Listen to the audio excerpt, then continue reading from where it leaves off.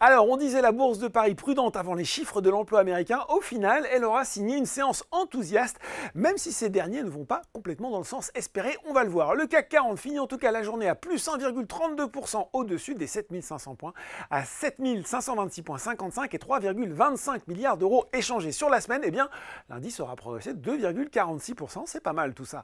Au centre de l'attention, donc aujourd'hui, l'économie américaine qui a créé 199 000 postes en novembre. C'est au-dessus des attentes qui était à 180 000 selon le consensus Reuters. Le taux de chômage, lui, est descendu à 3,7% contre 3,9% en octobre. Enfin, à plus 4% en rythme annuel. L'augmentation du salaire moyen est toutefois, elle, en ligne avec la prévision.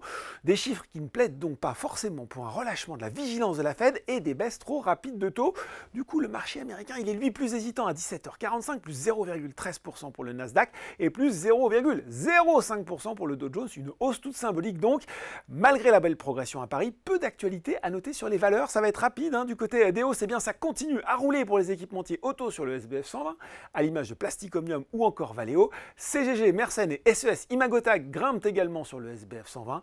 Les valeurs du luxe étaient à l'honneur sur le CAC 40, à l'image de LVMH et Kering. Elles sont suivies de près par Thales et Airbus. Et puis du côté des baisses, eh bien Orpea est à nouveau mal orienté, suivi par Ubisoft, Voltalia et Covivio. Et puis sur le CAC 40, c'est Worldline qui se replie après avoir marqué l'histoire du CAC 40, souvenez-vous, par une baisse de 59,2% en une seule séance. Le spécialiste des solutions de paiement va sortir de l'indice phare à l'issue de la séance du 15 décembre.